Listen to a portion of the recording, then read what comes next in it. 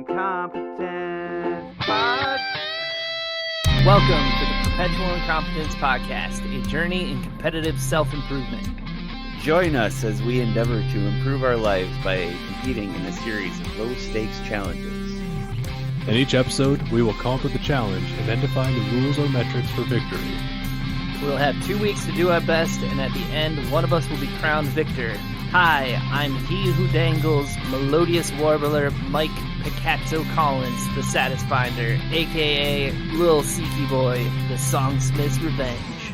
Hello, I'm the Slumberjack, the Dashing Brogue, the Taste Bud Traveler, Dan Collins, the Wheat Treater. And I'm the Lexicon Conquistador, Sugar Shunner, Planet Pusher, and Postal Pile Driver, Travis Gazellicus Brabant, the bearer of the incompetent cup of iridescent splendor. We each have one idea for a challenge for us to attempt in the next 2 weeks. After we've all presented, we'll decide whose idea is the best. Who wants to go first? I can Me! go first. Oh. All right, Dan can You go have, first. you have to fight for it. All right, go ahead, Dan. Birds. What do you guys think of birds? I am for them. Pro birds. I'm anti-bird. Okay, interesting. Controversy. Yeah, it seems like it could make for some really interesting conversation. I'll say I'm not very good at identifying birds. Well, I know hey. all about birds. I know everything there is to need, all the things you need to know about birds. I know it, and that's why I know better. Well, what we could do is maybe get a little bit better at identifying birds. How about you guys ever do some birding? You ever go birding? Bird watching? Looking at birds, watching birds. I've never. I mean, I've gone bird hunting, if that counts. Yeah. I mean, you're still identifying what kind of bird it is. I think like 50% of duck hunting is birding. So hunting versus bird watching is kind of like going to the zoo, but instead of going to the zoo, you go to a stockyard, kind of. Yeah. Yes. I don't know if it transfers so much. Sort of. I mean, you're looking at birds. Yes, That's a large part of both things. Right. Just one of them you have a book, and the other one you have a shotgun. All right, So yeah, acquiesce. birding is my suggestion. Birding reduces stress. It gives you energy. Being out in nature is obviously a good thing. Maybe not with our current Canadian smoke enveloping the world, but it calms your mind. It's been proven and studied to improve mental health in a variety of ways, and also just learning about wildlife, like educating yourself about all the animals that are flying around and chirping around you. So my suggestion is that we go birding for 2 weeks and see who can identify the most birds. This the prospect of going birding doesn't excite me, but I have a feeling if I framed it correctly, I could get my kids super stoked about it, and we'd be pretty psyched about what we could find at the park. Make like a bingo card. Yeah, something like that. Get everyone involved. I think this might fall into the, like, sometimes there are benefits to be had in enjoying nature. Obviously, spending time outside is really good for, I think, everybody. But birding, I think, is like just like one of those things that is a good excuse to get outside and enjoy nature. Like, birds are the draw, but really what you're doing is just like getting some fresh air and like vitamin D from the sun. Mm-hmm. I mean, I've birded like once in my life, where I mean, like, I looked at one bird through binoculars and had a book, and I identified it, and I watched the bird for a while. It was actually really kind of fun, and you can just watch this bird, and like if you get really good binoculars, you can like watch them do their bird stuff, and then you can read, and like, this bird likes to hop along the ground and find worms. Then you can like watch the bird hop around on the ground and find worms. It's kind of fun. I don't know. It's like really fun to do. Yeah, I will say that we have at our, at home, we have We have a garden, we have chickens, we have various like fruit bushes and trees and stuff. So Well, we you have a lot got of things. chickens. You already got one. That's right. Guaranteed one right there. But we see like a lot of animals, not necessarily just birds, but squirrels and rabbits and various birds. And like always mesmerizing, I guess, when like we're just going about our day and then you'll just see an animal, a bird, whatever, doing their thing. And it is interesting to see them just like, you know, living their life. But like, I don't know, there is something that's interesting and fun about observing animals in their natural habitat. Yes. Not a zoo. Yeah, I'd say if we did do this, the zoo doesn't count. I It's cheating. saw an ostrich and a toucan in Minnesota. Yeah, I don't hate this actually. It's would the winner be the most birds birded? Yeah, I think that'd be kind of a fun thing because that's kind of the Or whole idea is you try to find different species of birds, right? Yeah. okay, we could also, theoretically, we could take like an online quiz to identify birds, testing our bird knowledge. But either way, we can figure that out if we choose that one.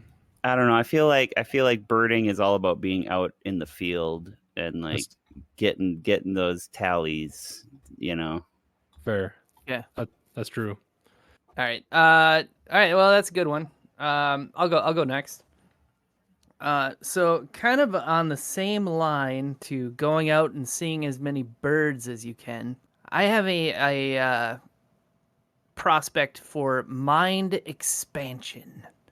And what I think we should do is every day or as often as possible, watch a documentary or like TED Talk or something along those lines. That's something that you know absolutely nothing about, and just gain that knowledge in an easy, digestible way by watching it on the television or maybe computer. And Okay. I think the benefits for this are obvious. You learn things you don't know, right? And then Yeah. which is always good. And also, it's an easy one to do because you don't have to leave the house. I mean, I think I kind of do this every day, anyways. I feel like you're utilizing your addiction to YouTube and Netflix. Uh, How can well, I turn this into a strength? well, hey, I mean, you're not wrong. I as the I'm sure the listeners are probably unaware, but I just recently had a surgery, so I don't necessarily want to be walking around a ton right Oh, that's Yeah. now, fair. but I That's could fair. totally sit on my butt and watch some documentaries, which is indeed something that I do a lot anyway. But I think the idea would be to force yourself to learn about things that you like, the documentaries that you kind of click over. Like this one is not for me, you know, and you got to watch those ones as opposed to the normal ones that you watch, So i.e., aliens and ghosts and Bigfoot. So, what if we do, watch documentaries and ingest, nonfiction, whatever you call that. But what if the challenge is to find the most interesting fact? Ooh, we could make it a side challenge. Like we could do most documentaries consumed and then best fact. The problem with most documentaries consumed is that there's such a wide variety, and like, what is an informational podcast a documentary? Is a 20-minute YouTube a documentary? All right. Yeah, no, you're fair. That's fair. I think that's probably a better metric, like the best like random trivia, right? We could even come with a set of maybe like the five best facts. Sure. that sounds very fun, And then actually. we can power rank them. We'll each have 5 facts, and then we'll share them with each other, and then we'll rank them, and then we'll see who has the highest score at the end. Yeah, I like that. Okay. Anyway, that's mine, and I think it'd be sweet. All right. I'll list mine off, but I don't have high hopes for that, and that's okay. Mine was kind of just like a wild card, not necessarily like a huge targeted self improvement thing. It was sort of in the spirit of Taskmaster. My challenge was to compete to make the most impressive thing with your hands. Very open ended, Huh. very unguided. whatever you want to do. But I thought it would be fun to see what, what's impressive, and B, what can we make with our hands. This one Okay. we can come back to at any time. I'm honestly like I'm pretty smitten with the interesting fact approach. I do, but I just had an idea for this one that would actually be like way cool. All right, let's The hands one. the hands one, yeah. Okay, All all right, right, well, let's pick one. I'll take a step back and do a little bit of selling in that it's obviously we've talked about this on in a couple different episodes, but it's very satisfying to make things with your hands and to have like put in some brain power to think about what you want to make, and then to take the time to turn that thought into reality and then just have that thing forever. Like I'm still like um more pleased than I ought to be about the bookshelf that I made last year and like various other things. Yeah, Like there's something very satisfying and very primal about like making a thing a reality, yeah. and particularly when it turns out nice. So yeah, so making things with your hands is satisfying. There could be benefit there. Maybe we learn a new skill or get better at the existing skills that we currently have. These are things that would create additional enjoyment in our lives. That has been my TED talk. Now let's figure out which challenge we want to do. All right, so we got Dan's was go look at birds. Mine was go look at TV and find 5 interesting facts. And Travis was Make things with your Make hands. make some Impressive things with hands. things. make Make things hands or make things. a thing. Make the most Make the impressive most thing. impressive thing with your hands. Or things, I suppose. Sure, if Could be multiple. but if a thing is impressive, one of them should be sufficiently impressive, shouldn't it? And that thing is impressive in volume, I guess. Boy, Anyway, we're getting real abstract here. yeah, Okay. embrace the Uh, abstract. Okay, I think it's gonna come down to we gotta do the if you can't pick your own, who's you gonna pick? All right, I would say Mike's just for we don't want to force you to be overly active, and also if we're being honest with ourselves, the ones where it requires us to get up and get out and spend a bunch of time doing them historically have not gone that well for us. So birding, I mean, it's easy for me sort of in that I could just look out the window and we've got bird feeders and stuff set up already, but I don't want to force you to have to in your current post surgery condition. I would vote Yeah, against having to Push you around in a force you out. wheelchair. that's true. Somebody could carry me. Get it like a baby Bjorn kind of thing. You just sit in your front porch. I mean, I wasn't planning on going into the woods. Lindsay agreed in sickness and in health. So Yeah. she has to carry you up a mountain. Just put me in a wheelbarrow or something. Yeah. Okay, I guess if I had to pick, I think I'm gonna go with Travis's just because I got an idea for that one, which I think could be a winner. So Aren't I would go with Mike's because I do not have an idea for Travis's at all. Nothing is coming to mind whatsoever. okay. all right, so we're doing that one. So We're doing the okay. easy one. Excellent. Well, so I had a couple questions about this one. So Yes. if we are doing like the 5 best facts, Mhm. then they have to come from watching a documentary, is what we're saying. I did say documentary or TED Talk. Documentary or TED Talk I would say a documentary, TED Talk, or lecture. or lecture. TED Talks are kind of lectures. They are, but like for you could listen to lectures. Well, at least I could listen to lectures at work, like the great courses from audible.com. Yeah. They're So great. you're saying not like some 16-year-old YouTuber who's like, "Yo, what's up?" I think we should avoid the tube. Yeah. What's Did up? you know Smash that smash frogs that aren't like real? button. Hit that bell. So okay, we're saying no YouTube unless it's a lecture and or something on YouTube, because a lot of Yeah. TED Talks are on Yeah. YouTube. Well, or like a real documentary on YouTube. I mean, YouTube has more than just dudes talking at the camera. but Yeah. not things like I know for a fact that there are many YouTube channels dedicated solely to like here's a compilation of 100 interesting facts, and then it just Yeah. like rattles them off. Oh That yeah, No, no. because the point has got to be like you're learning about the topic, right? Like it's a deep dive into a subject, right? okay, Yeah. That's what we're shooting for. Deep dive. okay, Well, and and in a similar vein to the book thing, we should keep track, like make note of the things that we're consuming, right? yeah. Yeah. Okay. And And if you bump into something that is not fruitful, I feel like that would be worth discussing as well. It's like this I don't understand why somebody made this documentary. Like if anybody has watched The Octopus Teacher, no. No. it's on Netflix. It's the dumbest thing ever. Someone's gonna get mad at me for saying that. That's fine. I stand by it.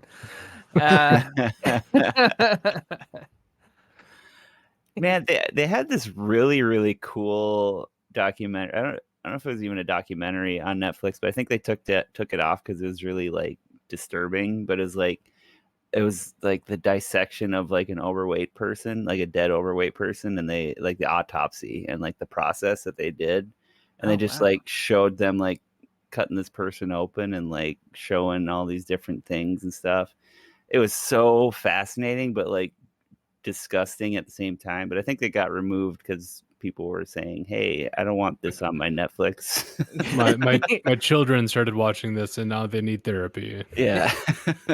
There's this YouTube channel. It's the anatomy, human anatomy something, Institute of Human Anatomy. That's what it is, and it's basically that, and it's fascinating. But like instead of just dissecting somebody, they like hold up people parts and be like, "This is how your kidneys work." And I'm just like, "Oh yeah, yeah."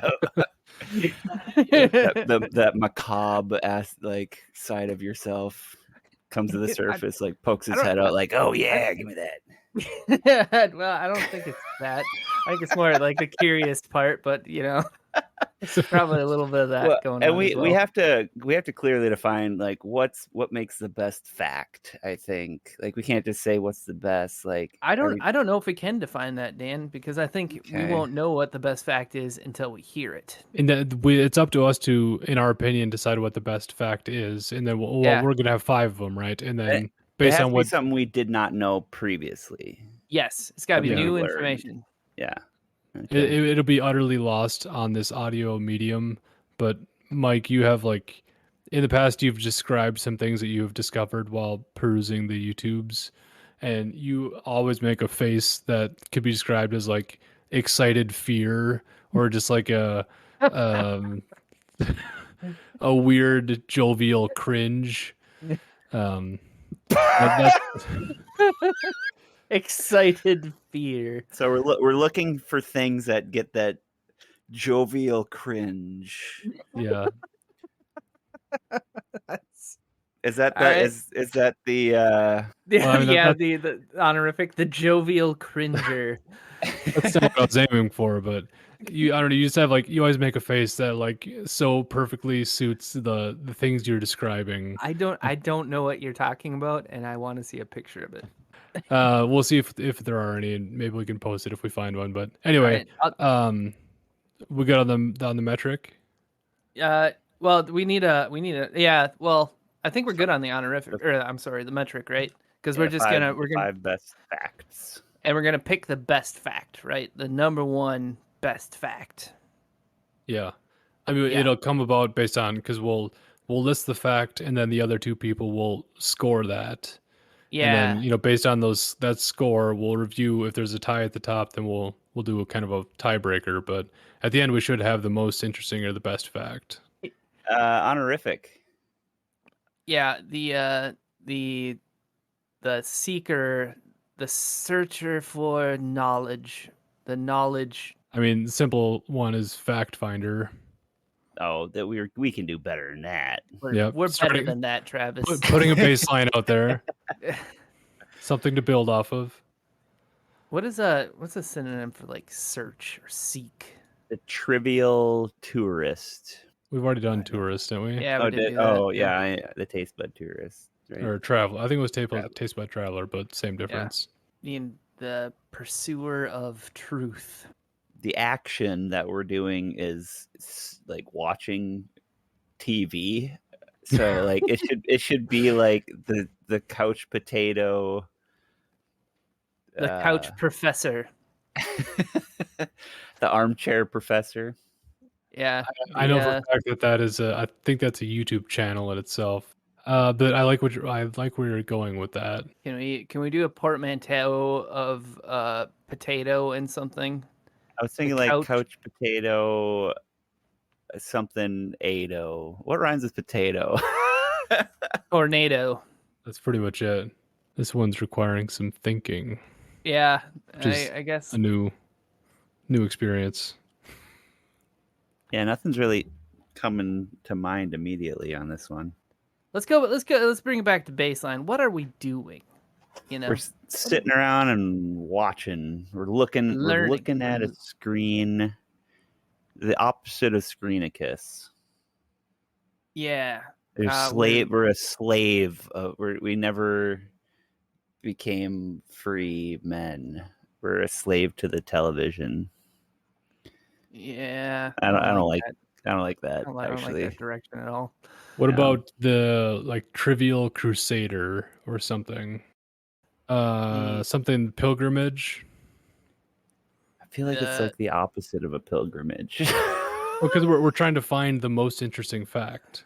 The truth teller, inquisitor, the fascination finder, fascinating interest interrogator, looky, the intrigue guy, intriguing, no, in the intrigue king, master of facts. I kind of don't hate that. What about like the fact master? Fact master's not bad. We haven't used master this season. I know. That's what I was trying to. Mind trap. The mind. Searching the mind. I am drawing such a blank on this one. You had so much build up on mind.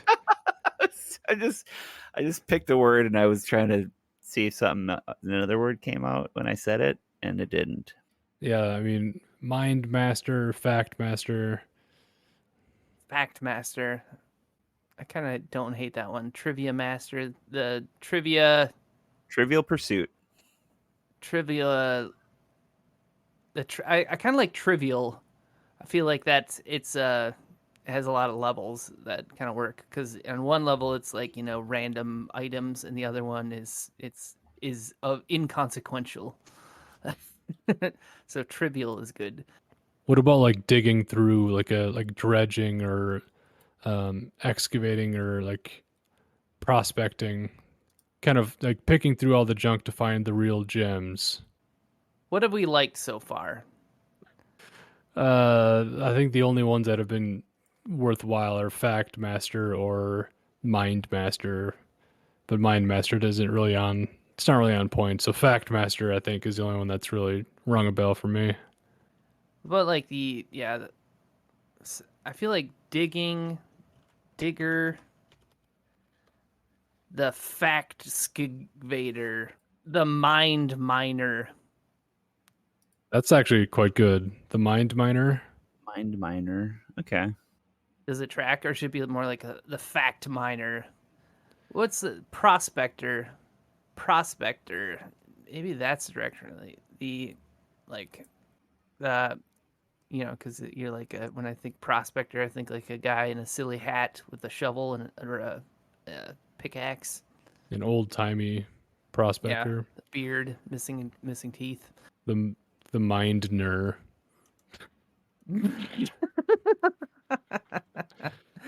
No one said it had to be good. I do like Mind Miner. I feel like that's in a decent neighborhood for something. All right, let me run this one by you. So armadillos like to dig holes in the ground. Couch potato armadillo. Why do we always end up with animals? Because, well, first of all, armadillos are adorable.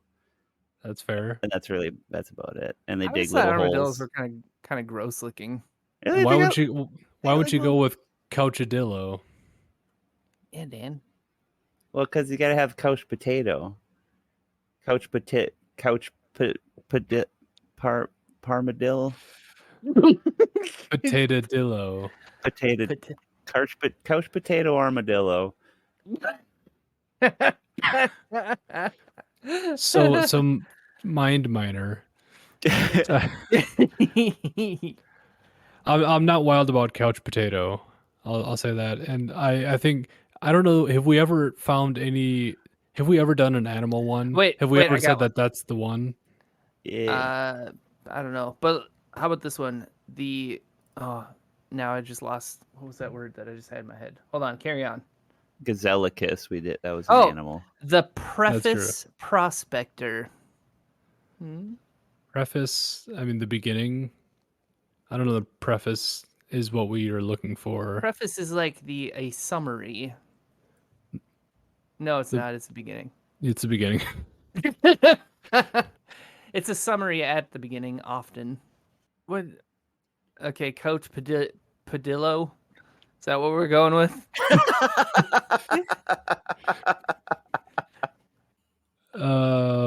The precision prospector. What do you think of that one? I don't know. Prospector doesn't. It's not ringing for me, even though it's one of the one I mentioned. I think that like the mining and finding or what is the thing that digs through trash and finds interesting things, A like raccoon. raccoons. Yeah, Oh, The reality raccoon. trivia raccoon. You know, it doesn't have to rhyme all the time. You know what I It mean? doesn't. It could just be like the fact raccoon. That's The fact coon. that's dumb. Fact coon. You know, there's not really a synonym for fact.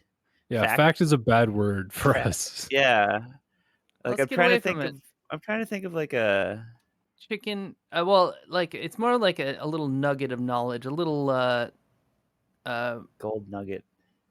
What's another word for a small piece of information? Minutia. Minutia. Minutia man. I do like minutia. Minutia might be the ticket out of here. The ticket back to save the podcast town. Minutia armadillo. You know, Minutia dillo. it's been a while since we've really struggled, so Yeah, that's true. Like we've kind of been nailing it lately. it's good to show that we still don't know what we're doing. I kind of like minutia man. Minutia. Should we go cosmic with it? Like I feel like we never put like a number. Like we're doing like 5. No, because it's like the number 1. Like we're looking for the number 1 best fact in the universe. Like what would like the ultimate fact, the ultimate the answer. the answer, the one with the answer, The all-seeing eye. the authority. Yeah, that I kind of like. The authority. That brings some weight with it, doesn't it? Yeah, because you got the best. You have the fact. You got the fact. Yeah, You are the authority on the fact. It reminds me of Hitchhiker's Guide. You know, the answer of to everything or whatever. 42. Yeah. So, I'm on board with the authority. Travis, we haven't heard much from you lately. I don't know. It's close. I'm on the fence. It still feels okay, but it doesn't. How about the absolute authority? Let's put some more meat put even on more them. weight on there. The highest authority. The absolute. No. The legitimate authority. That's kind of like a totalitarian, dystopian kind of the dictator. The legitimate authority. I like the dictator because like you're the one who determines what facts are. Well, I would I hope mean, that we're that's not not. bringing. Yeah, we're That's not not. making up facts here. I feel it. I'm feeling what's Indiana Jones? What's his job? He's an Yeah, archaeologist Yeah. / grave robber. How about we just do Indiana Jones? that's true. We could try to do like we did Scooby Don't. We could try a pop culture reference. Indiana Jones. Riviana Jones. Or we could talk about like he wears a fedora, Mr. Fedora. That doesn't conjure up the right image, I don't think. Whip guy. The Fedora Authority. The Fedorothy. What about something Professor? Professor isn't bad, actually. Doctor Professor. Doctor. Would it be like Dr. period space Professor, like Professor's last name? Can we make it? Can we make this one just super dumb and do like Thinky Doctor Man or Professor Smart Words? Oh wait! The Prospector, like Prospector. Well, you really built that up and then let me down. It had potential. It was so close. Professor Prospector. Oh, wait a minute. What about the Profector? Professor Prospector. There's too many others. Prospector Professor. Prospector Professor. Prospector Professor. Because you're searching and then you're professing, right? You're digging it out of you're digging those facts out of the ground. You're like, here's the nugget. Can I hit you with Dr. Professor? Dr. Prospector. Whoa. Dr. Prospector Professor. Whoa, that's hard to say. Okay. Dr. Professor. Nope. Dr. Prospector Professor. I kind of like that. I think it's real dumb, and I think it's on point. Doctor Professor Prospector. No, switch them. Dr. Prospector Professor. I question the wisdom of choosing one that we can't say after repeated attempts. I think that's why we need to make it. That's making me want to do it even more. And we have to say it at the beginning of every episode. It's gonna be great. Oh, that's like a real negative incentive. Yeah. I've never wanted to win less. Dr. Prospector Professor. But if you win it, then you can practice it. It will ruin all of our takes at the beginning of every subsequent episode. It'd be awesome. All right, now we have to do it. I kind of like it. It's a fun thing to hear and to say. Dr. Prospector Professor. Or we could do Professor Prospector. That does roll off the tongue a lot better. Let's do that. Professor Prospector. Dr. Professor Prospector. I think it makes more sense to be the Prospector Professor. But it's harder to say. Prospector Professor. I don't know. There's the mouth movements don't work as well. But it makes more sense because you're a professor who's a prospector, not a prospector who's a. You could be either one. Doesn't matter, does it? It doesn't matter. We're explaining way too much into this super dumb idea. Yeah, we're getting into the lore of this guy. Can we just be the Professor Prospector? It's easier to say without the doctor. Yeah, I mean most professors are doctors anyway, so you probably don't even need to say it. Professor Prospector is, I don't know. I think Dan, what you had said about it, it doesn't sing for me, but I'm willing to concede. Just Professor Prospector. It doesn't really. I think my thing is that it is not inherently tied to trivia or knowledge, other than I guess professor. It's fine. That's where the professor part comes in. Is the knowledge. And the prospector is finding the knowledge. Is finding it. It makes perfect sense. Yeah. You're right. Let's go with it. That's what it is. The Professor Prospector. I think because then we're not saying fact, because fact is a stupid word that nothing goes with, apparently. Other than fact finder. I'm not actually pitching for that because that is the plainest vanilla. Yeah. We're too good for the baseline of fact finder. We need to go below that. There needs to be multiple layers on each of our things. All right, that's it. We're doing it, right? All right, we're doing it. Yeah. Yes. I am. Yes. The Professor Prospector. Professor Prospector. Prospector. It's Prospector. Pro- I'm pro- saying it that way because it's easier Professor to say. Prospector. Okay, so is there anything else? I guess a forecast. I have a good feeling about this one for me because this is what I do anyway. This It'd is be kind good of to what I do too, but it'd be good to get out of the comfort bubble of like things that I already am interested in and try to find something that is kind of an unknown for me. That would be good. yeah. And sometimes those are like the best ones. Like I watched this entire documentary. It was a YouTube one, but it was still like 40 minutes about dandelions and humans' history with dandelions. It was fascinating. So this is gonna be great. So we have our challenge, we have our metric, we have our honorific. Let's do this.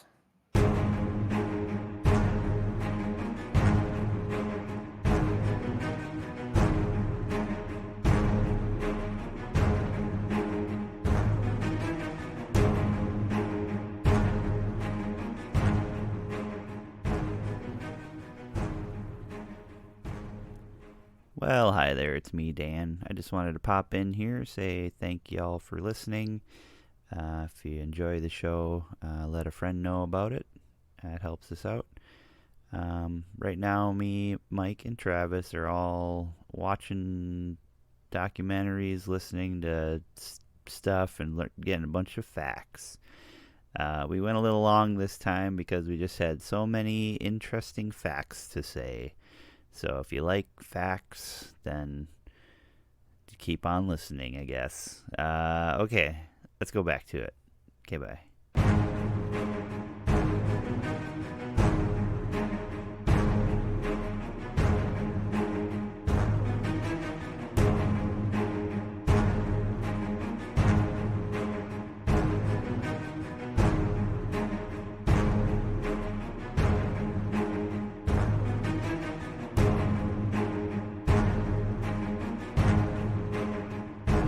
Welcome back to the Perpetual Incompetence podcast. As a reminder, we recorded the first part of the podcast 2 weeks ago, and since then, we've been absorbing all of the facts. Let's get right down to the facts. Also, my voice sounds weird because I'm getting over a cold, so sorry about that, and let's just get into some straight information. We'll get the facts straight through that phlegm, Travis. That's right. Just pull it right out of there. They'll shine through. So yeah, I think we should spend most of our time listing the facts, but real quick, what are your guys' thoughts on this challenge or approaches?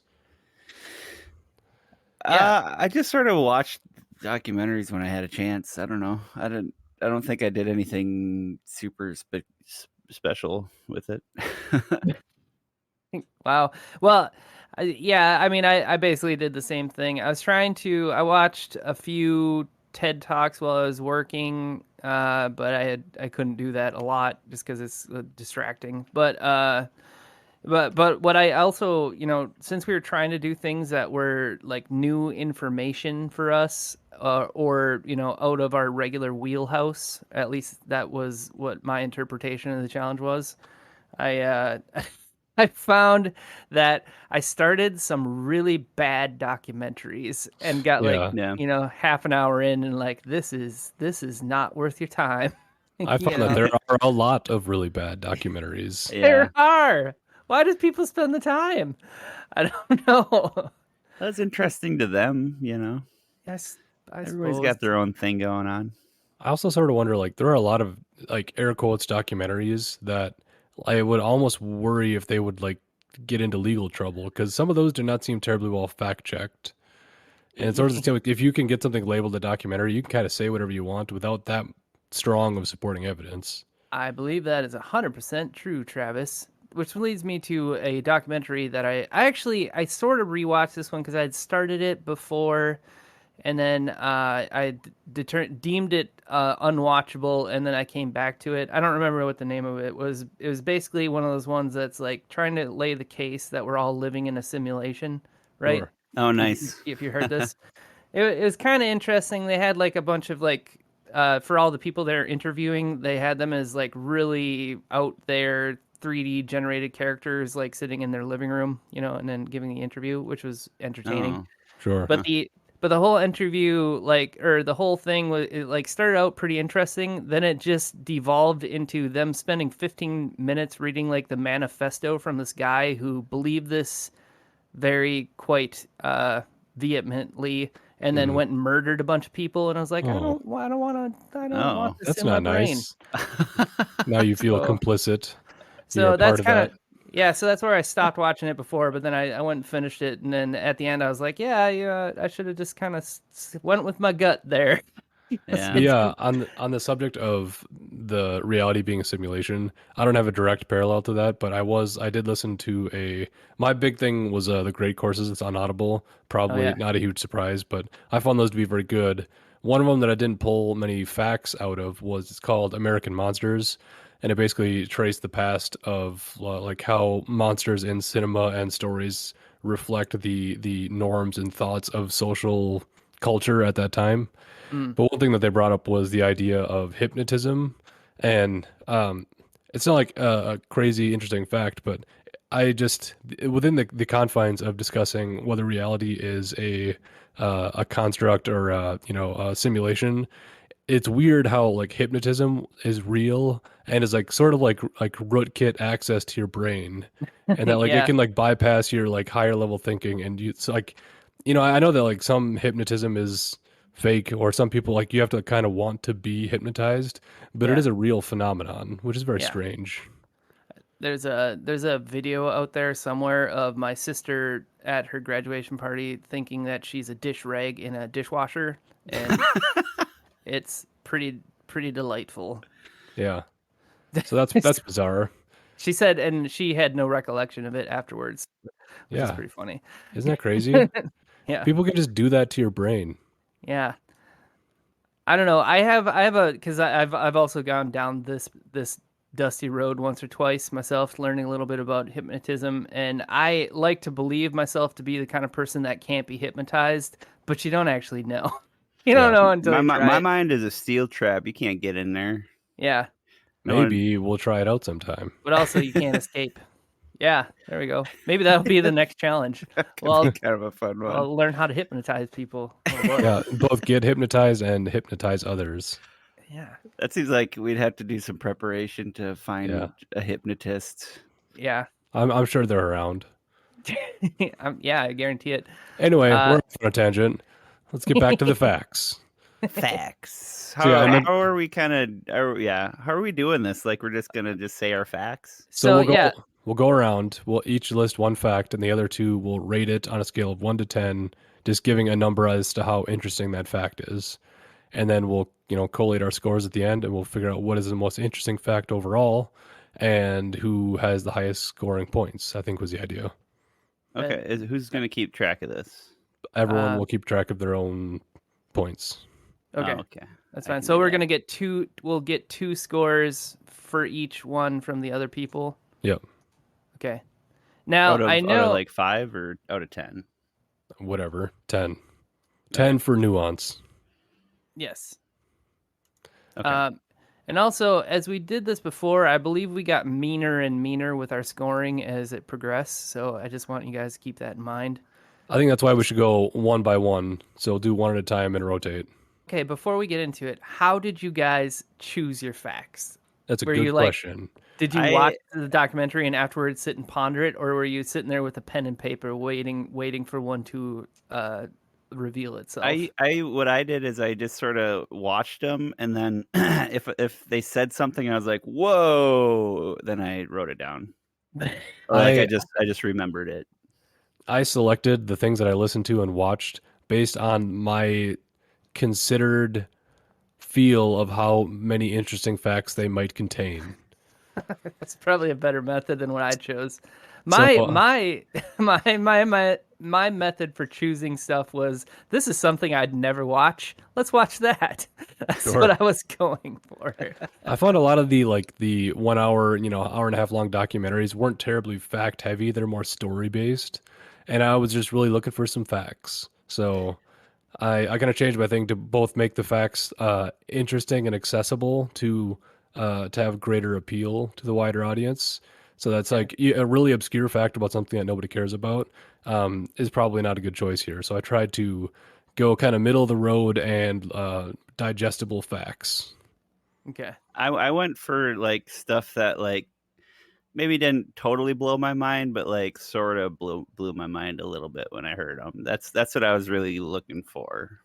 Yeah, that's kind of what I was doing. Also, some of them I watched with my wife. So any of the times when I like paused it and we had to stop and discuss, those were often the ones that I marked down. I will say Nice. though, I sort of struggled to find some facts sometimes. Maybe it's just because I'm so knowledgeable that nothing really blew my mind. That makes a lot of sense to me. Ooh, that brings up a good game theory. If Oh.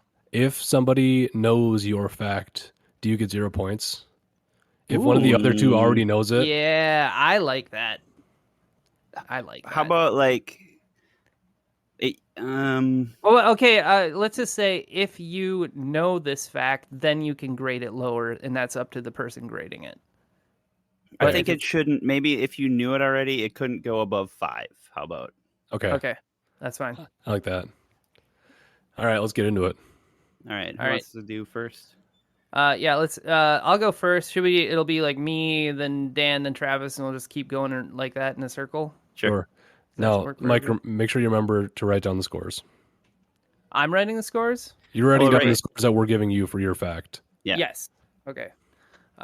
So I try to do these in order of least interesting to most interesting. Okay. So I watched a documentary about Atlantis, which I would normally skip over, but this one involved James Cameron. So I watched it, and the big takeaway from that was like they thought that maybe Atlantis is actually under the mud in southern Spain. That's sort of my fact. The corroborating evidence is that they found floating in the bay outside of where they thought it was. Like they found 7 Stone Age anchors, yeah, under the water that nobody had ever found before, where they thought it was like a docking area for the Atlanteans. So that's fun fact number 1. Okay. I think I did know that. I've watched a number of like there's a lot of shows that like break down individual mysteries, and I think I've seen that covered. But that is an interesting fact. I think the whole of Atlantis is interesting. The very concept of it and how it like it can't necessarily be disproven, but it also just showed up in somebody like one document, and that's the entire like point of origin for the whole thing. Yeah. Anyway, I did I not know this fact. so I will give you a 5. Hooray! Dan. Um, I don't know. I always thought Atlantis was really dumb, but it is. If Atlantis was real and they had a suspicion of where it was, I think that's pretty interesting. That's a pretty good fact. I'll give you a 6 for that one. That's fair. All right, Dan, you're up. All right.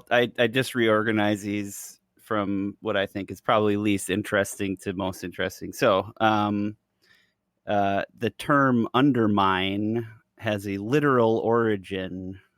I watched a documentary about British castles and their secrets, and a siege technique for a castle that was up on a up on a mountain around rocks. They would literally mine underneath it. That's why it's called undermining. And I thought that was really cool. That is interesting, and I'm pretty sure I've seen that exact same documentary. Since I did already know that, but it is interesting, I'll give you a 5. I think I knew that, but I wouldn't say like if somebody asked me what's the definition of undermine or where did it come from, I think that would be a fairly linear. I would have guessed the World War One, so I will give you 6. So the fact that it predates World War One and goes all the way back to the castle, you know, Victorian England or whatever, medieval medieval. times. Yeah, I'll go 6. Cool. I'll take it. Mr. Rogers of Mr. Rogers fame weighed himself every day, and he stayed at exactly 143 pounds for 30 years. He liked he liked this number because it also stood for I love you, because the letter or the word I has one letter, the word love has four, and the word you has three letters. And he did this for 30 years. That's kind of weird, though. Mr. Rogers, well, you don't have to do that. It was, I mean, it was like a symbol of like discipline for him because apparently he Yeah. was sort of a husky child, and he like really cared a lot about like maintaining his weight and like was so diligent about it that he stayed right Yeah. at 143. That is quite interesting. This is one that I've actually heard several times, and I thought that it was kind of an odd one, I guess. It's interesting, but not that interesting. I'm going to give it a 4. Jeez, Yeah. I Um, I had never heard that. So that's some. Yeah, I'll give you a 7 on that one. That's pretty. That's something that like That's the type of fact that I'll like whip out and be like, "Hey, did you know that?" It's blowing Dan's mind right Yeah, now. you're blowing my can, mind right now. can you imagine trying to do that? Try to maintain 1 pound weight for 30 years? That's so hard. Yeah. Yep. I watched a surprisingly bad documentary about turtles. Just, turtles. So all about turtles. How can you go wrong? Yeah, well, that's what I thought, but they weren't keeping me super engaged, but I did watch the whole thing. But one takeaway from that made me pause and write it down was the fact that so turtles are, a lot of them are very endangered, although the numbers are actually coming back significantly for a lot of the different species of turtles, which is great news. But the turtles, despite being very endangered, they actually, each one of them will lay up to 100 eggs at a time. And what's cool about that is like a lot of the species, they all go to one like spot. The entire species will go to like one beach and lay their eggs. So it was very interesting because then they have like 200,000 turtles laying eggs, and if you multiply that by 100, it's like a whole bunch of turtles. So which No, I thought was interesting. I just thought that was a big number. that's a lot So, of babies for one turtle. yeah. Well, and then like 90% of them get eaten like on the trip from the beach to the water. Yeah. So Yeah, it's a that's a bummer. perilous trek for them. Yeah.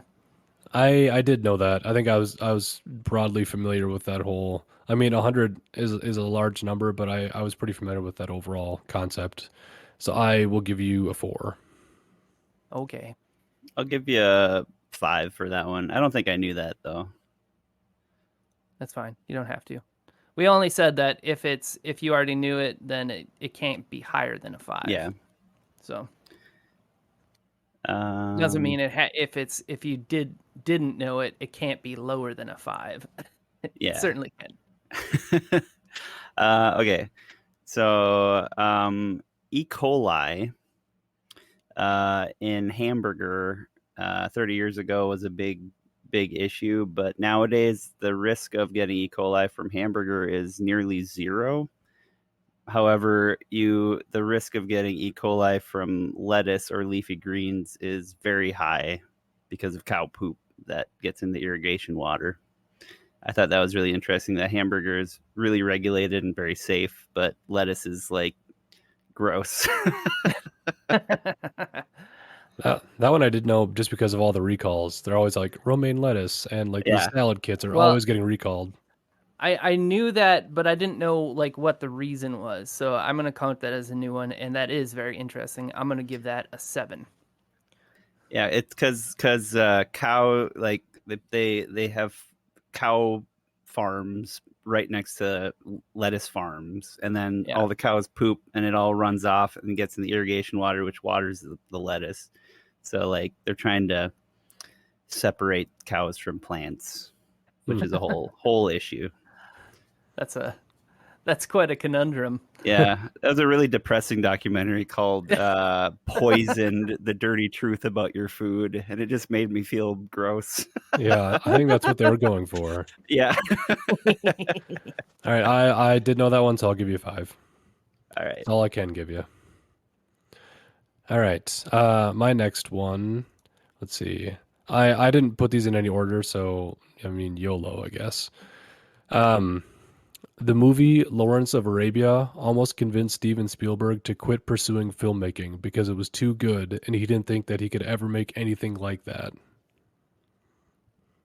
He That went is to interesting. he went to the movie theater and he's like, "This is, I'm just a sham, and I can't do this. This is art. I'm not good enough." And then he apparently kept going back every other week or whatever until he just like started learning tricks and stuff, and then ended When up did that becoming movie come out? I'm not sure. He ended up being one of the youngest directors like ever in Hollywood to be brought into a studio to be Huh. like accepted as like a professional director. Interesting. I've never seen Lawrence of Arabia. Have you? Neither have I. I haven't, but there was clips of it in the documentary, and it looked interesting. I have to watch it. 1962 is when it came out. That is pretty interesting. Uh, I'll What give you a might have seven. been? We might have Give you a lost 7 for that. Steven Spielberg forever, Yeah. Went to head Jurassic Park. or Jaws. Um. Yeah. Oh man. Uh. Yeah, that is interesting. I'm gonna give it a 6.5. All right, No halves. Come on, that's All stupid. right, 6 then. I'll You take the just you half. just you No, took a half point away from Travis, man. we didn't say no halves. That's I guess, I'm yeah. keeping it. You can't take it from me. I'll give you a 7.1. No, Um, no, I'm I just yep. kidding. No, all right. Okay, Mike, you're up. Okay. So I watched. So this one's actually I have some thoughts on this one. So we watched this. Me and my wife. We watched a documentary. It was about kind of the ketogenic diet. Is an older one. It was from 2017, and and it was very, let's just say, convincing. So we've actually for the past week have been trying to kind of more or less go keto for the most part, and I will say I've noticed some significant differences. This is different than no gluten kind of thing. It's more like just eat tons of meat and protein, vegetables, just meat. And it's like I can get behind that. But the fun fact I took away from this was that the food pyramid that everyone's familiar with. I know they kind of made an update to it that was real dumb, and nobody remembers what that was. It was the bricks of the pyramid weren't even like in the right direction. Yeah. Anyway, yeah, you know what I'm talking about. Yeah. But anyway, the food pyramid is basically the opposite of what it should be for human people. Like, with everybody should be eating grains and then like, whatever the next stuff, and then meats and stuff should be kind of less of your diet. But what they've been finding is when your brain is running off of what are they called? Ketones. That sounds right. As opposed to carbohydrates, there's a lot of improvements that can happen just with like your cognitive capabilities. And in this documentary, they had this really small, very autistic little girl. She wasn't even like verbal or anything, and she would only eat the typical garbage that kids eat. Like chicken nuggets. It was like chicken nuggets and donuts. Like what Sure. kids eat. Yeah. But anyway, so they forced this little girl to eat like meat and vegetables exclusively, no more chicken nuggets and crackers. And the little autistic girl actually started to become more verbal and more responsive and stuff like that, just with the change of diet, with no other changes. And I was like, wow, that is fascinating. So Huh. anyway, and I will say, since we've been doing it for about a week, I like, especially in jujitsu, I've noticed, because I was actually out for a week because I had that surgery, but I came back and I was expecting to just be miserable because there's always like you got to re-break in, but like my energy level and stuff was staying more like high and fine, like even when I was rolling, like this is weird. So anyway, that's a whole thing. Wait, so you threw a lot of facts out. What was your fact? My fact was the food pyramid is basically the opposite of what it should be, and the way that it's set up right now is based on one researcher from the University of Minnesota's flawed research. Can I So, can I like upstage your fact and talk about the original food pyramid go for it. and how it was designed initially? They like the government said like we need to find a simple way to teach people what kind of foods to eat. So they went to doctors and they got them to weigh in. They got a panel of experts, and then after that was done, they took what the doctors had delivered and then they said like somehow some lobbying effort got in the middle of it and they took it to like some marketing and some like cereal companies and whatever, and like they basically took what the doctors made and just perverted it entirely, and it turned into like a lobbied pyramid in encouraging sugar and carbs and cereals and all that stuff. It basically was Yeah, corrupted. yeah. Wow. They talked about that in that same documentary. So I'm counting that fact also as mine. I mean, I knew that the food pyramid was all like wrong, like completely wrong. Like I think Jim Gaffigan had a really funny joke about how remember when everyone was just eating pasta and bread all the time? Yeah. We all thought it was healthy. I don't know. I'll give you like a 4 on that one. Aw, I was kind of thinking of 4 too, just because I am very familiar with that specific scenario, the food pyramid and stuff. If you had like Yeah. more interesting ketosis facts, that might have done you better. But well, I mean, I think like the food pyramid wasn't my main factor. I guess I didn't really make that the well, hold on emphasis. now, we can't have like The 5 emphasis. facts. Well, I got it rid. My main thing here was basically that it was based on this one researcher's research and is basically proven wrong like a bunch of times over. So that's what I was trying to get out, but it's fine. It's fine. I'll take it. We're holding strong. It's getting All right. contentious. Okay. So there's this really great documentary about American gladiators. It's actually a docu-series. And I was kind of waiting for an interesting fact, but most of it's just like behind the music type, like we did drugs and steroids and blah, blah, blah. But it was what they're all doing afterwards that was super interesting. And the most interesting, like there's like one of them that's doing an OnlyFans now and like a bunch of weird stuff. But so there's one guy whose name is Eldon Kidd. And he, after he was done with the American Gladiators, which he didn't really enjoy doing, weirdly, he was kind of a weird guy. He became a coyote. He smuggled illegal immigrants from Mexico, Humans, yeah. and he was like really successful for a long time. And that was one of the American gladiators that was doing that for like 30 years, or like for a long time. He was doing it. He's Oh, used And wow. he got caught eventually. used to balancing precariously on poles and dueling with long sticks with marshmallows on them. Yeah, I imagine a lot of those skills were transferable into his new path there. probably. I mean, he's a big, intimidating guy. He's got the, like the tennis ball launcher. Didn't they climbed a mountain in that, right? Uh, they mostly just like ran around and got hit. They got beat up a lot. Yeah, I think I saw That's a that. really interesting documentary. I recommend it. I think I saw it recommended on, I don't know if it was Netflix or something like that, and I was like tempted to watch it, but I was like, I don't know how many interesting facts are going to be in there, so I skipped past it. But I do still want to watch that. All right, I will give you. I think that's I didn't know anything about it, so I will give you a 7. Yeah, I'll give you an 8. That's a juicy one. I like that one. Nice. All right, in the 200s of Rome, Claudius needed to raise the numbers of his army, so he banned all marriages and engagements so that men wouldn't be able to say that they needed to stay with their wives or their families. And a kindly priest took pity on the couples in Rome and began marrying people in secret. And when Claudius found out, the priest was executed and beheaded. The priest's name was Valentine, and he was executed on February 14th. Now, this was in the 200s, and it wasn't until much later that the church used that event to co-opt what was called, hold on. Sorry. what was called Lupercalia, which was a Roman tradition of like, I know what well, I know all about Lupercalia. I I gotta think used about to. what's the Lupercalia was a Roman festival of like fertility and love and that sort of thing. So the beheading of this priest is what the church used to co-opt that Lupercalia for Valentine's Day. Oh, It's weird. it is weird.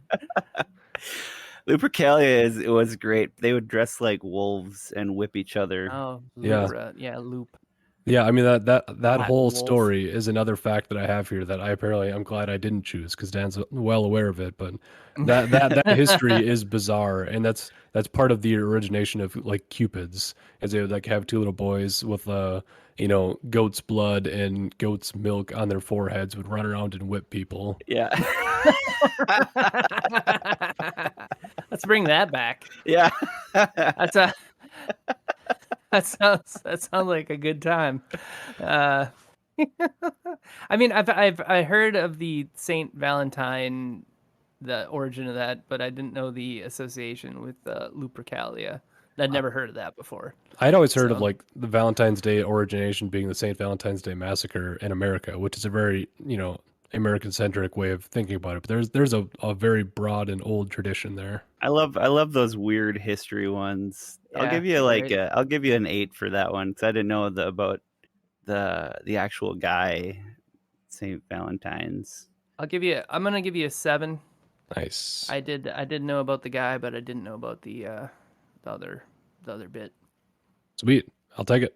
So I watched this documentary about Beanie Babies, right?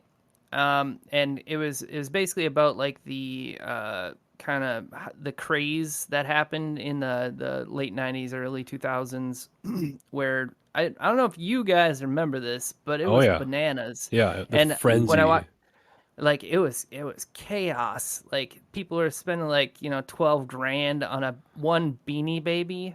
Yeah. I mean, it was insane. But so because it was so crazy, there was like they had a few people working for Ty, which by the way is named after the guy that created the company, is like Ty something. His last name starts with a W or something like that. But anyway, that it's just the guy's first name. But anyway, they had this one person who came up with like it's this lady, and she came up with like the little poems that were in the little hearts, and she also had the idea to create the website, which I distinctly remember as a little kid when we first got the internet in our house. The first place I went was the Thai website. So I've had distinct, because it was like, where do you go? We got the internet. What do you do with it? And the only website that I've seen is like the one from the tag on my one Beanie Baby that I had, which was a shark. But anyway, so the interesting thing about this the website is it's actually the first direct to consumer web commerce website that like ever existed. I mean, there's probably like some kind of people like doing stuff on message boards and stuff, but this was the first like, you know, this is our website, you can buy stuff. And because of the secondary market, because of how bonkers it was going, like, people buy the Beanie Babies and then, for $5 and then resell them for $1,000. Hmm. That those sales, eBay was basically invented to sell Beanie Babies. The eBay, as we know it, is a result of people needing to sell Beanie Babies. And for the first few years of eBay existing, it was basically selling mostly Beanie Babies. So, yeah. So that's my fun fact. That's crazy. First website I always went to was starwars.com. That's a pretty good one. I'll give you 8, I think. Yeah. It is interesting. I'm skeptical, I guess. What happens if it's not you're saying that Beanie Babies, like, was eBay around before Beanie Babies, or was No, it it was they were kind of coming up around the same time, but they pointed their business in a way to sell Beanie Babies in the beginning. okay? All right, I accept it, and I didn't know that. I will give you an 8 as well. Yeah. Ooh, I think that's the highest score so far. That's good because it makes up for my other low scores. All right. Um, so do you guys remember the Deep Sea Horizon oil spill? Yes. Vaguely. So there's a lot of information that is required to understand why, but the deep sea horizon was actually really good for the like the sea environment around it. Uh, and it actually helped the fish repopulate and like coral reefs get better and stuff because they banned commercial fishing in like that area where it was happening, Oh, because commercial fishing is incredibly bad for the environment, and it's really uh, bad for turtles too. it's really bad for like the world. Um, like they're like pulling all of the fish out of the ocean basically and killing everything that's gonna kill us eventually. Mm. Uh, but yeah, so that's my interesting fact is that the deep sea horizon oil spill was actually good because it made it so that commercial fishers couldn't fish there for like 3 months, and that was enough to really like help the whole like environment around there get better. Interesting. I, li- I like this fact because it shatters the illusion, Dan. Yeah, watch Because of that, I'm. Seaspiracy was the documentary. That one Oh, Oh was jeez. yeah, that one yeah. was pretty brutal. Another really depressing one that's like, oh, we're all gonna die in a few years. The thing is that like there are a lot of those types of stories though, where like nature is oftentimes remarkably good at like just like not only adapting to what human beings do, but also recovering incredibly fast. Like Yeah, the if you thing just during leave it COVID alone. when everybody went into lockdown, there was like numerous signs of like nature just like coming right I, back. yeah. Did you see the thing of like the canals in Venice were clear for the first time in like 100 years? Yeah. So there's like fish in there for the first time in forever. Yeah, Yeah. So interesting. I would say that's a 7 for me. I'm gonna give that a 9. I enjoyed that one. Oh, nice. nice. So my last one and this one came from great courses about holidays and the history of holidays. This one is not about any specific holiday, but just general. Julius Caesar, prior to this fact, there was like a 10-month calendar for the year. I think based on old monks, and it was weird and it would get off schedule. So Julius Caesar corrected the calendar and made it a 12-month year, and he also named the months. So he named January based off Janus, which is a Roman god that looks backwards and forwards. He named February off of the word febuar, to purify.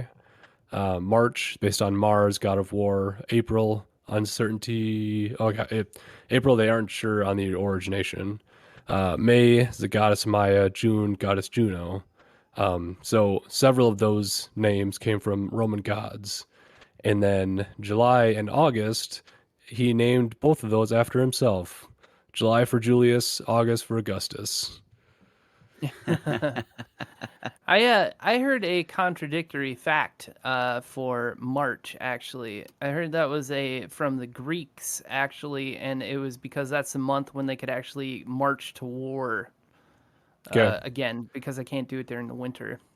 Yeah, I mean, I'll accept that. That's not what I heard in the course. My this fact is specifically about Julius Caesar having such a big head that even though he named individual months for gods, he took 2 months for his own self, July and August. That's pretty great. I think I knew this and forgot it, but you saying it made me sort of remember, but I won't count that as me knowing it. That's pretty good. I'll give this a 7. I like it.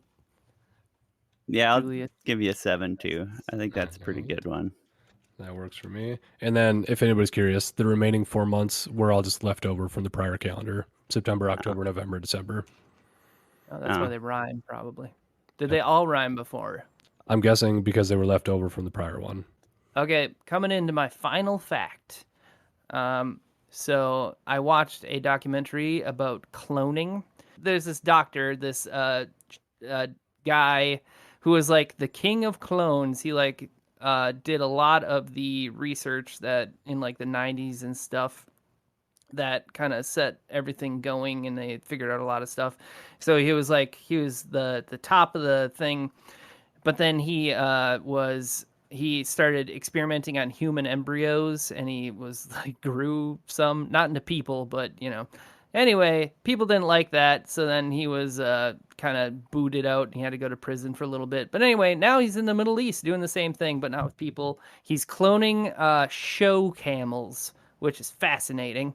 Hmm. But anyway, so what I the fun fact about all this, which I actually recommend this documentary, is fascinating. But what I thought was just super weird is if when you go to clone something, you can grab the egg from pretty much any animal, or at least like from mammal to mammal, and when you suck out the nucleus and inject the whatever the one that the animal that you're cloning, just a nucleus from a cell into that one, it doesn't matter what type of animal the original egg came from.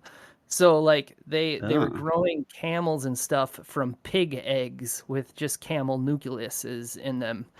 So That makes sense, I Oh. suppose, because the egg is really just like nutrients, right? yeah, It's an environment for the egg to grow in, or I the think it's you couldn't use like fish eggs because they're too different, and they have a lot of different stuff going on. But like yeah, you can use pig eggs, and apparently pig eggs are a very common one to use because they're easy to get because there's a lot of pigs. hmm. So and people don't mind chopping them up to get eggs from, I guess. Okay.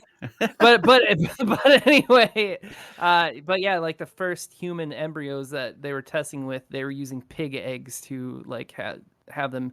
And the other crazy fact, so I'm gonna give you two crazy facts because they're related. To get the clone going, so they do that. They suck out the nucleus of the original one, and they squirt in the animal they're gonna clone's DNA, and then to get it actually like kicking and going, they shock it like Frankenstein style, just a little, and then it'll like start dividing sometimes.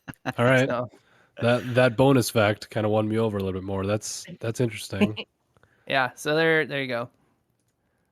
I think I would give that an 8. I don't Yeah, I I don't know if I'm being too harsh. I don't know what a 9 or a 10 would look like, but yeah, I think I'll Um, stick with an 8. I think I'll go with a. I'm not even sure what to make of that one. I'll give you like a 7. Can I give you a bonus fact for not points on this same topic? yeah, There are like companies not only breeding prize or cloning prize camels, but there are people trying to full on Jurassic Park and trying to restore woolly mammoths based on current elephant DNA.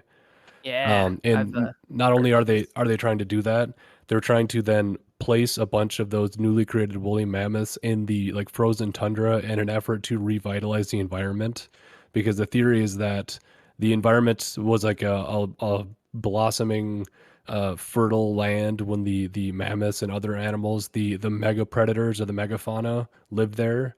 So they're hoping to revitalize them and basically use those to revitalize the land. I think I also saw wherever the same thing that you saw this at. And another interesting fact is they having those giant megafauna walking around in the tundra actually helps to keep the permafrost permafrosting. Hmm. And right now there's like all this carbon being emitted into the atmosphere because of permanent or permafrost is starting to melt, and there's a lot of like carbon dioxide stored under the dirt, but it's Yeah. frozen. So, yeah. So, but anyway, they're saying something along the lines like all the animals stomping around made it harder for it to thaw. So that's Yeah. another thing that they're trying to. Hmm. It's crazy. Yeah. Yeah. Crazy times. All right, Dan, what do you got? So my final fact, are like way, way back in our evolutionary history, um, like we split off from like all the monkeys, right?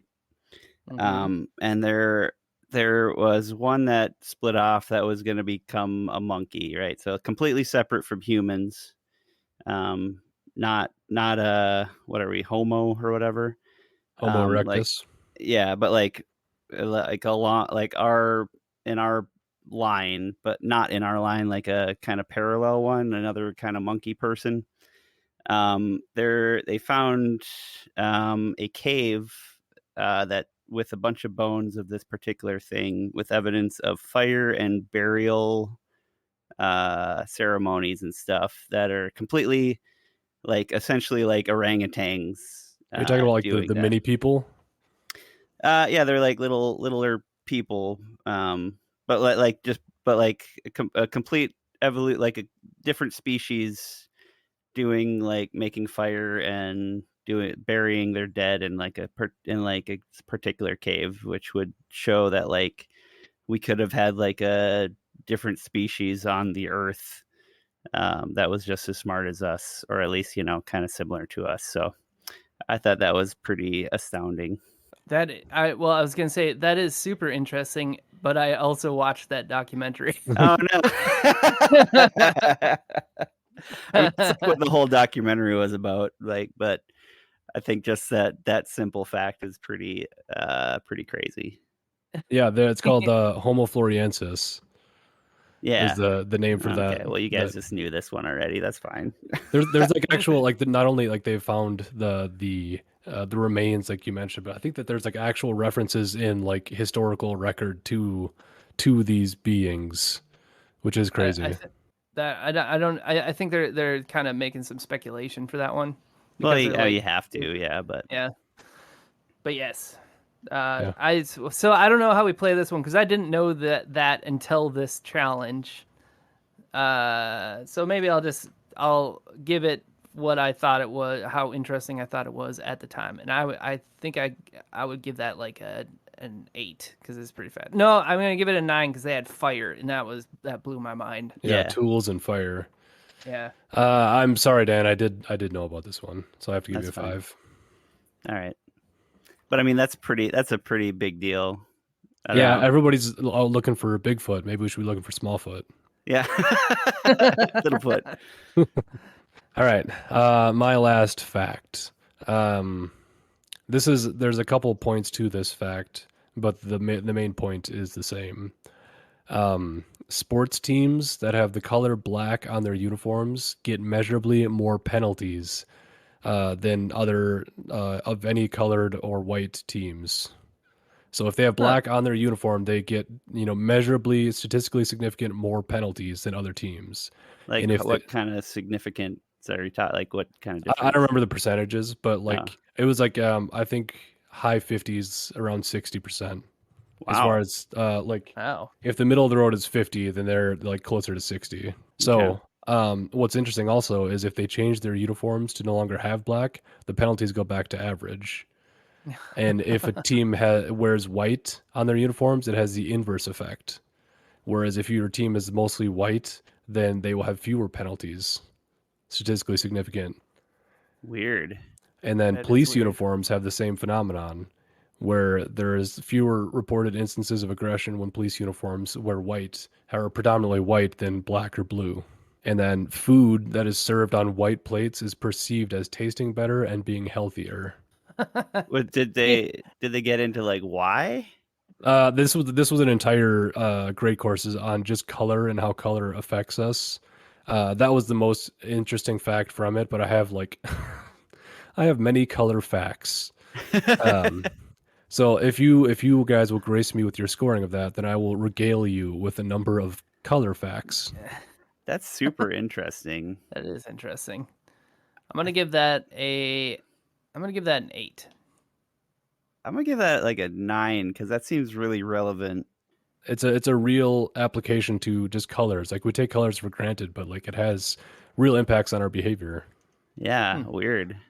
All right, so I'm gonna rapid fire you some color facts just because it's the time feels right. Without artificial coloring, Cheetos would be gray. Gross. When researchers give test subjects one red placebo and one blue placebo, overwhelmingly people will feel energized by the red and sleepy by the blue, except except in Italy, where women still feel the same effects, but men feel energized by the blue. The prevailing theory for this discrepancy is because the Italian football team wear and are called the Blues, And the idea is that the men have learned to find that color energizing. Other placebo facts. Yellow, if given a yellow placebo, it's best for treating depression. Green is best for reducing anxiety, and white is best for treating ulcers. So just our brain's interpretation of a color can have an effect on the placebo effect. So not only is the placebo effect real, but the color has an impact. All right, I think that's all my color ones. I have more holiday ones too, but we can wait on those. I feel like you could have just done all the color ones. Those are all really interesting. Well, I wanted to like get a variety, some pop culture, Yeah. some holidays and colors. Yeah, the Cheetos being gray is a horrifying thought. Yeah. I'm gonna run through the rest of mine. Early American Methodists believed that to abandon a belief in ghosts was a slippery slope towards atheism, meaning if you didn't believe in ghosts, you were heading in the wrong direction. The word holiday essentially just means holy day.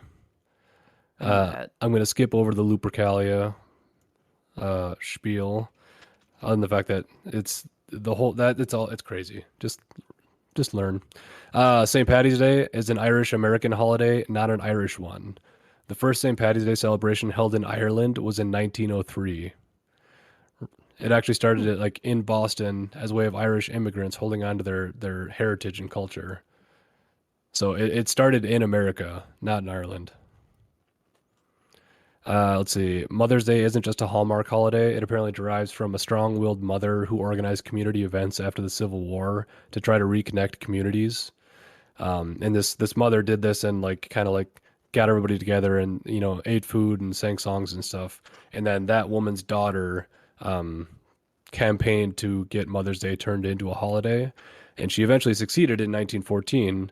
But then shortly after that, she became annoyed at companies trying to use that holiday as a way of selling product. So she began trying to legally attack those companies on the grounds that she had a copyright on the holiday. And she ultimately was not successful and was committed to an asylum where she died of old age. Jeez. Oh, wow. Okay. Takes a dark turn. But she got Mother's Day created, so success. That's the thing. Father's Day is the inverse of that. Basically, a woman campaigned Congress to get it turned into a holiday, but Congress resisted because they didn't want it to become like a corporation-based, like a consumer-based thing. But a woman basically used that to her advantage and just sold ads with companies as a way of getting the holiday turned into an actual holiday. She basically made it so popular that companies just made it happen anyway. And eventually it was turned into a holiday. So she used corporatism to her advantage. Bold. Let's see. Last one that I'll say is about the winter holidays. Vikings believed that winter represented the release of cold, evil spirits, and evergreens represented the return of their god Balder. So they hung evergreen wreaths over their doorways in his honor. And they also brought whole trees into their house and burned them, which is the origins of the Yule log. Travis, I could just sit here and listen to you list off holiday facts and color facts all day. Yeah, I had a bunch of them. I had a good old time. The great courses really worked out in my favor. I know we've mentioned them several times on the podcast, but if people aren't checking out the great courses on Audible or other, you're missing out because it's the bee's knees. Yeah, there's a lot there. We should get a sponsorship. I don't think that they need to pay us. They don't feel like we would do much for their business, I don't think. Okay. I'm tallying. Yeah. Did you guys tally up yet? I'm ready to go. Oh, I gotta do that. One sec. All right, I'll go first since I was first in the thing. Yep. So my total is 59 points. I got 68. Aww. I got 70.5. Yeah. Hey, Travis. 3 in a row, baby. You and your colors and your holidays. Just bringing us all down. Well, there was only the one downer. There were some good ones in there. If you didn't know about those little people making fire, that might have turned the tide for me. That is true. It was really close. I guess I'm sorry. I watch a lot of like, Destination Truth and like a lot of these like National Geographic things. So I'm sorry. That's okay. You're just a worldly knowledgeable person. Can't fault you for that. Well, any final thoughts on this challenge? Yeah, I guess my final thoughts is this was kind of fun. I enjoyed this one. This was my rating from 1 to 10, I think I would give this I'll give it a 10. I don't see any downside to this, except for maybe you're sitting around watching TV or listening to things, but yeah. This is like my steez. This is like my thing that I like. I like to find weird facts that I can just say to people and make them Yeah. go, "Oh, okay, interesting." Like Yeah. I love that. So Yeah, me too. I think the kind of actively looking for those interesting facts, something I've never really done. It makes you pay attention more. Yeah, Yeah. that's true. So I think this is kind of a good exercise in like memory, maybe. Sure. Yeah. Yeah, I could see that. Because otherwise they just sort of wash over you and like you absorb a little bit, but this way you're sort of focused on trying to find the really interesting things. Yeah, it's really easy to be sort of impressionistic in your intake of information and that you just kind of like let it wash over you, but you don't retain any of it. And this thing has forced us to be really paying attention and trying to latch on to things. Yeah. So I guess being more conscious with your intake of information is probably a really good life skill. Yeah. Yeah. I don't know if I'd give it a 10. I'll say, I feel like knowledge, even if it's just not really useful, I don't know. I just like to fill my brain with stuff. I'll give it like a 8 out of 10. I think they call it trivia because it's trivial, Yes. but Yeah. I think I'm at like a 7. I think I enjoyed it and it's good to I've never been a big like I guess I've watched a lot of TV shows about like historical facts and events, but I like pursuing actual documentaries and lectures is a little bit different for me.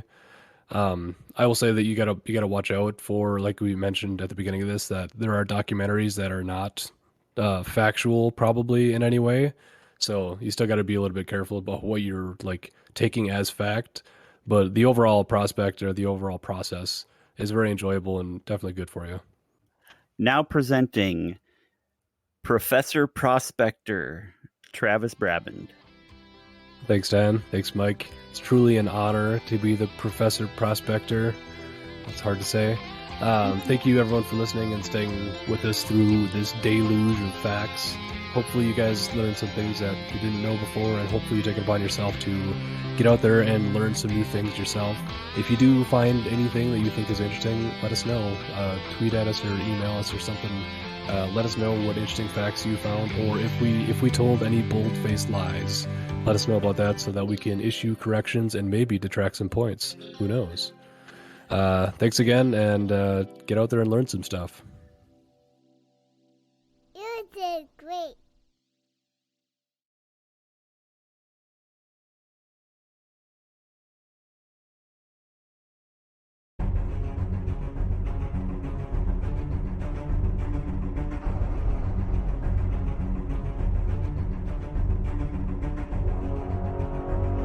Next time on Perpetual Incompetence. Squeeze those cheeseburgers right out of there.